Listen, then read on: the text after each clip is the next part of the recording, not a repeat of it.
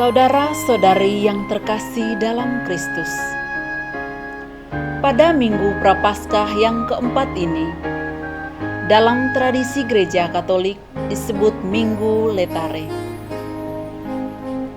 Seruan ini digemakan dalam antifon pembuka misa.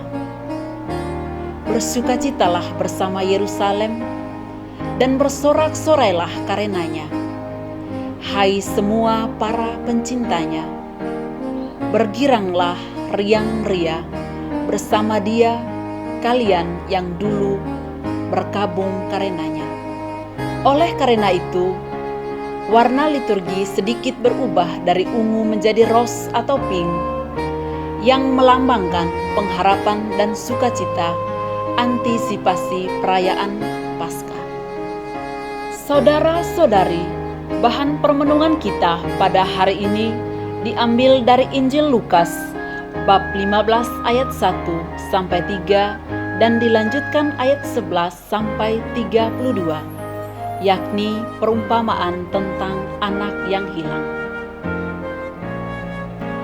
Kita semua tentu sudah akrab dengan perumpamaan tentang anak yang hilang. Kisah ini adalah kisah khas Injil Lukas.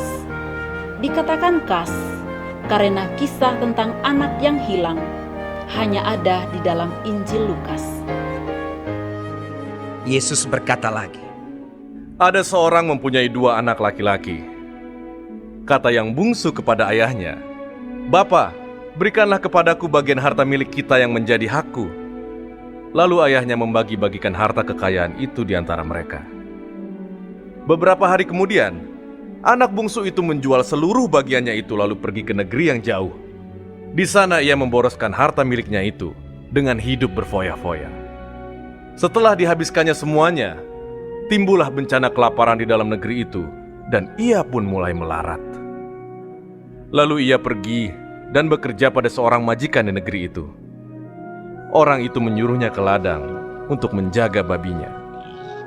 Lalu ia ingin mengisi perutnya dengan ampas yang menjadi makanan babi itu, tetapi tidak seorang pun yang memberikannya kepadanya. Lalu ia menyadari keadaannya. Katanya, 'Betapa banyaknya orang upahan Bapakku yang berlimpah-limpah makanannya, tetapi aku di sini mati kelaparan. Aku akan bangkit dan pergi kepada Bapakku dan berkata kepadanya, Bapa, aku telah berdosa terhadap sorga dan terhadap Bapa. Aku tidak layak lagi disebutkan anak Bapa. Jadikanlah aku sebagai salah seorang upahan Bapa.' Maka bangkitlah ia dan pergi kepada bapaknya." Dalam bacaan Injil ini mengisahkan si anak bungsu yang menuntut warisan dari ayahnya. Ia pergi ke negeri yang jauh dan berfoya-foya. Sedangkan anak sulung setia melayani bapaknya dan tidak pernah melanggar perintah sang bapa.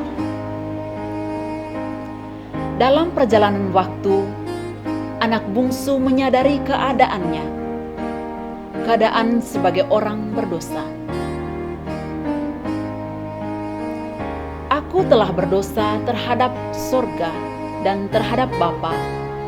Aku tidak layak lagi disebutkan anak Bapa. Ini merupakan suatu ungkapan hati penuh penyesalan. Dan yang terjadi selanjutnya adalah bangkitlah ia dan pergi kepada bapaknya. Sungguh luar biasa penyesalan yang dialami oleh si anak bungsu. Dia bukan hanya sebatas meratapi keadaannya sebagai orang berdosa, tetapi ia mau melakukan sesuatu, yakni bangkit dan pergi kepada bapaknya. Kemauan dan keberanian untuk bangkit dan pergi kepada Bapa adalah suatu sikap tobat yang luar biasa. Sikap ini harus menjadi sikap setiap orang beriman, ya sikap kita. Tanpa adanya kesadaran, kemauan dan keberanian untuk bangkit dan kembali, kita akan terus tenggelam dan tersesat dalam kegelapan dosa yang tak pernah berakhir. seperti halnya anak sulung. Seberapa sering kita mempunyai cara berpikir seperti anak sulung ini? Ia tampak begitu taat kepada bapaknya, namun ternyata ia begitu sombong dan angkuh dan menghitung-hitung pelayanannya terhadap sang bapa. Ia tidak mau menerima adiknya kembali. Ia menolak merayakan pesta syukur atas kembalinya sang adik. Meskipun si sulung menolak kehadiran si bungsu, akan tetapi sang bapa dengan penuh kasih menerima kembali anak bungsunya. Ketika ia masih jauh, ayahnya telah melihatnya. Lalu tergeraklah hatinya oleh belas kasihan. Ayahnya itu berlari mendapatkan dia lalu merangkul dan mencium dia. Kata anak itu kepadanya, "Bapa, aku telah berdosa terhadap sorga dan terhadap Bapa. Aku tidak layak lagi disebutkan anak Bapa." Tetapi ayah itu berkata kepada hamba-hambanya, "Lekaslah bawa kemari jubah yang terbaik, pakaikanlah itu kepadanya, dan kenakanlah cincin pada jarinya dan sepatu pada kakinya. Dan ambillah anak lembu tambun itu, sembelihlah dia, dan marilah kita makan dan bersuka cita. Sebab anakku ini telah mati dan menjadi hidup kembali. Ia telah hilang dan didapat kembali." Maka mulailah mereka bersukaria. Tetapi anaknya yang sulung berada di ladang. Dan ketika ia pulang dan dekat ke rumah, ia mendengar bunyi seruling dan nyanyi tari-tarian. Lalu ia memanggil salah seorang hamba dan bertanya kepadanya, apa arti semuanya itu.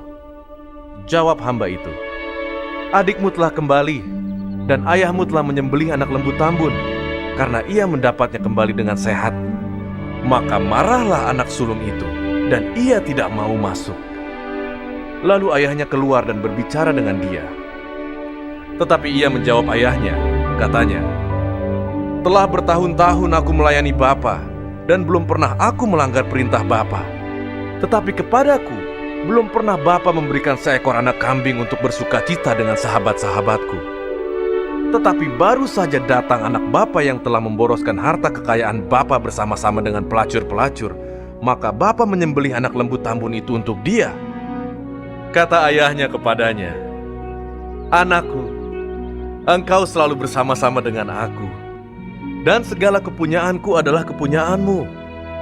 Kita patut bersuka cita dan bergembira, karena adikmu telah mati dan menjadi hidup kembali. Ia telah hilang dan didapat kembali." Saudara-saudari, perumpamaan anak yang hilang ini sebetulnya menceritakan pribadi sang bapa. Tokoh bapa dalam cerita ini merupakan gambaran pribadi Allah sendiri, dan sikap utama sang bapa adalah murah hati dan penuh belas kasih. Allah sebagai Allah yang tinggal di tempat yang tinggi, namun mau turun dan hidup bersama manusia yang berdosa, layaknya hubungan antara anak dan bapa. Allah yang penuh cinta, yang mengasihi, murah hati, berbelas kasih, mengampuni, menerima apa adanya, merangkul, peduli pada penderitaan manusia, dan tidak menghitung untung rugi dari pengorbanannya, setia dan tidak mengingkari janjinya. Inilah sifat khas dari Allah sendiri. Besar kasih Allah kepada manusia semakin jelas ketika manusia yang lemah dan terpuruk dalam penderitaan tidak berdaya, dan pada saat manusia dalam situasi kehilangan kasih. Allah tidak bisa mengingkari dirinya untuk tidak peduli kepada manusia, karena manusia secitra atau segambar dengannya. Kembalinya si anak bungsu yang hilang kepada bapaknya adalah kembalinya manusia kepada citranya yang sejati, yakni sebagai gambaran Allah yang penuh cinta. Betapa bahagianya manusia ketika mendapati Allah yang melupakan segala dosa dan kejahatan manusia itu sendiri. Untuk memperoleh pengampunan dan pembebasan. Kita sebagai manusia perlu menyadari bahwa satu-satunya jalan mencapai kebebasan yang sempurna dari dosa hanya melalui Allah sendiri.